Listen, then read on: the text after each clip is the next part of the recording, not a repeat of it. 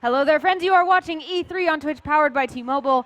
I am one of your hosts, Anna Prosser Robinson, and we are about to talk about a game that was made for me such that my name is on it. We're going to talk about Robinson: The Journey. I'm really, really excited about this. I'm joined by Swifter, my co-host. How's it going, buddy? Doing great. I'm really excited to see this. VR. Too. Yeah. Oh my goodness. And guys, we are joined by some amazing guests. Could you guys introduce yourselves and tell us a little bit about what you do? Sure. I'm Elijah. I'm the executive producer on Robinson, and I'm Fatih Özbayram. I'm a producer on Robinson. Awesome. And I think we have some in-game footage we're going to see, correct? I certainly hope so. Good. All right. I'm very excited to see this. Let's talk a little bit about the premise of the game. Who is Robinson? What is he or she doing?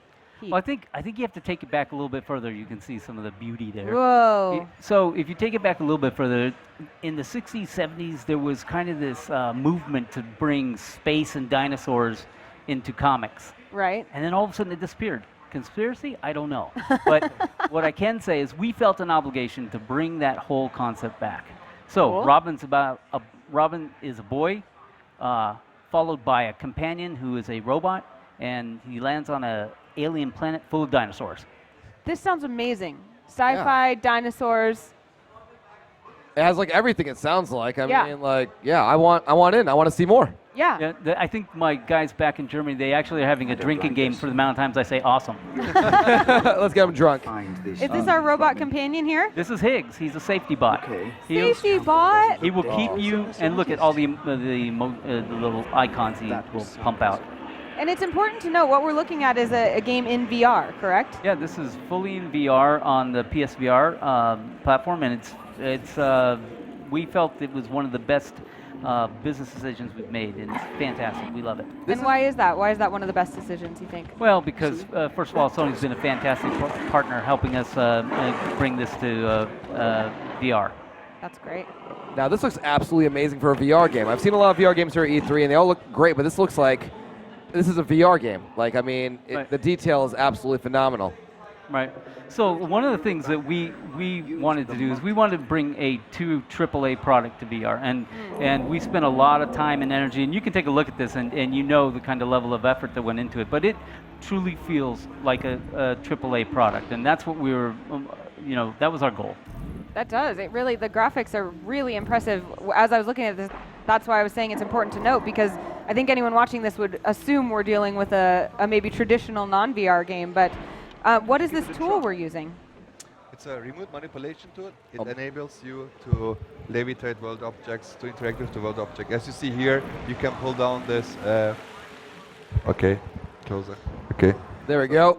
So this manipulation tool It's very loud here at E3. Yeah, the manipulation tool enables you to interact with the world objects. You can levitate stuff to push them out on your way or throw them and so on. We just passionately call it the multi-tool. Yes, the There we go. Multi-tool. Keep it simple. Awesome. So is that my main mechanic, is kind of this puzzle exploration kind of thing? So this is, you have an exploration and survival aspect to this, but the whole time you go through, there's lots of little environmental games that you have to deal with and puzzles that you solve. And the multi-tool is just exactly that. It's a tool that helps you do certain things. But you have to play it to find out. Right. And I just saw a dinosaur with a teddy bear in his mouth. Yeah. Now, why would that be? I don't know. It's quite obvious. There are so many questions. It's quite obvious he's stolen it. Was that Robin's teddy bear? Could be. It is. You're messing with me. Wow. So these dinosaurs, they seem fairly friendly so far. Is that the norm here? So we have multiple interactions with the world and with the cast. So there will be friendly interactions. Like here, you will be able to feed a dinosaur, a brontosaurus. But there will be also, of course, dangerous encounters you have to outsmart.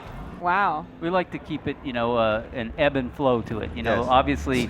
Not a cassette He player. doesn't like that. But everything is interactive. I mean, every animal in the pretty much in the level you can interact with in some way. Are you sure you don't want it? He is not liking that at all. He doesn't like those. Let's give him a fruit. This is amazing. So what would you call the genre of this game? Sci-fi Wow. adventure. Sci-fi adventure, which is cool because it's almost like sci-fi archaeological ecological adventure. Would Yeah. you say that? Because I when I'm thinking of sci-fi adventure, usually I'm in space, and this I obviously was in space and have been dropped somewhere else. Well, you're on an alien-like planet. Right. This is incredible. These are the kind of games where I'm just sitting here and I get to watch the gameplay and I forget that I'm supposed to be asking I'm just questions. taking, exactly. I'm just taking everything in. It's really an intriguing concept in general. I mean, and you're just seeing we're scratching the surface with this demo. So, I think there's a lot more to unravel as you play the game and see what's out there. I know there's a lot to the story that we have to play to find out, but the at least basics are we're this young boy Robin, not Robinson yet. Yes. For any reason. And we've crash landed on this planet. Correct. We don't know what happened. Yep. Do we know anything about where we came from to begin with? So that's the whole. So yes, he has a recollection of his past, but this is the whole thing that he's trying to achieve, and what he will find at the end of the game is where he came from, where he's going, and what possible things are out there. He has hope. He hopes that he finds the survivors. Ooh, and this is giving us a big clue here. That doesn't look like dinosaurs built it. There she is. So, The Esmeralda. Wow. She The was Esmeralda, huh? magnificent, wasn't she? You're quite the explorer. Oh, and we're getting taught by our safety bot. Indeed. Yes. So much to discover. I wonder what you will seek out next. what were those little orbs? Not that. Definitely not that. There were little orbs we were collecting a little earlier. Like That's our scanning mechanic. So we said instead of having a button press, let's use a combination of head tracking and button press. Right. That's Ooh. how we think it should happen in VR. We want to make full use of the VR experience, to create an immersive experience. Wow. Exactly. We try, every aspect of it, we want to try to make sure it's immersive and engaging. So we try to make as much as interactive activities as possible. And in an environment like that, it's almost impossible not to, because your environment's alive. Right. Wow. So tell us a little bit about that environment. When we see dinosaurs, there's always some element of truth and then some element of science, some element of maybe creative license. How much are we going to see real dinosaurs? How much are we going to see fantasy dinosaurs? Well, in my opinion, and being the EP, it matters a little bit.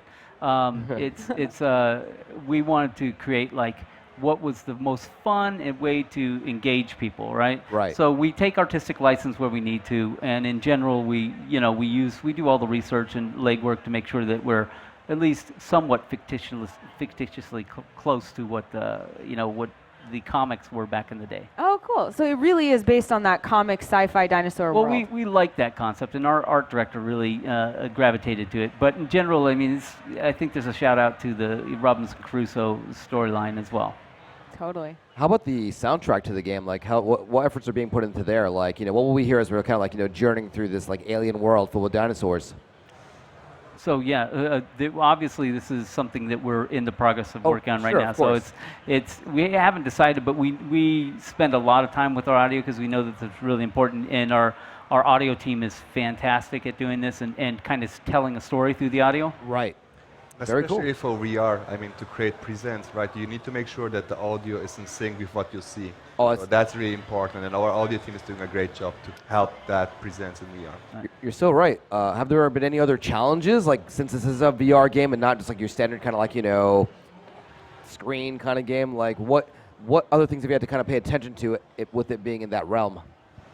So there's obviously VR presents a brand new challenge. It being a new medium, we at Crytek we have innovation's part of our DNA. So we wanted to investigate this medium as soon as available.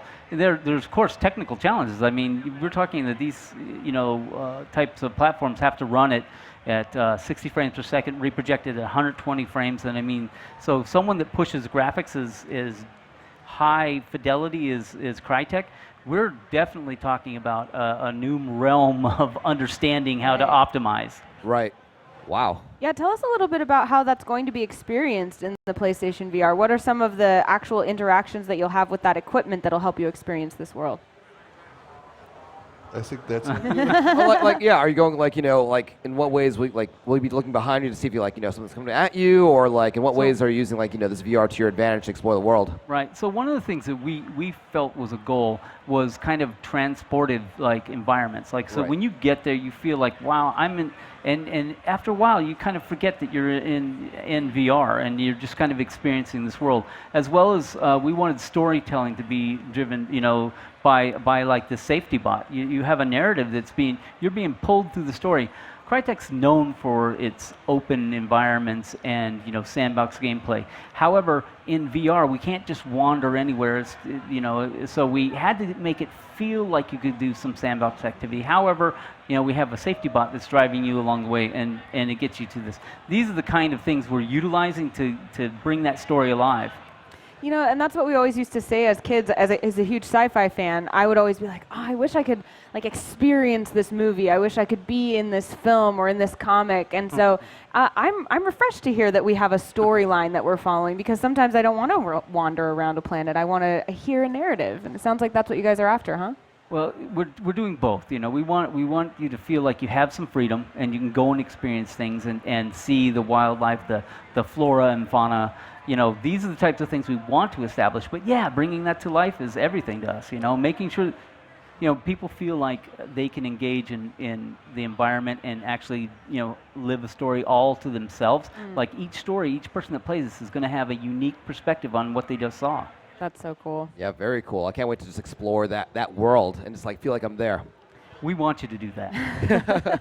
Well, how soon can we do that? When are we going to get our hands on this? Great question, Fatih. It will be a launch title. It will be a day one launch title for PlayStation VR. Oh, great. Okay, cool. Oh. And what was that? Yeah, no, sorry. Go ahead. And the platform is PlayStation VR. It's an exclusive, right? We're launching first there. Yeah, launch First on PlayStation VR. Awesome. Where can people stay in touch with you guys and learn more about the game as it develops? Well, on Twitter, I think people have seen this already. We are on Facebook or robinsonthegame.com to check Great. out. They can sign up for the newsletter, and we will keep them updated with our game. Awesome. Well, I can't wait to see how it develops. Of course, I have a very have a soft vested spot. interest, yes. I do. It is a game that you literally put my name on it for me to pay attention to. I guess that means you're getting a copy. So Well, I mean, There we it go. already, it's mine since my Right. name is on it. How, So how could we deny it? thank you for developing my game. I You're appreciate so that. welcome. Thank you guys so much for your time. It's You been bet. absolutely a pleasure. Guys, do check out Robinson The Journey, and don't go anywhere because we have more gaming content coming right at you from E3 on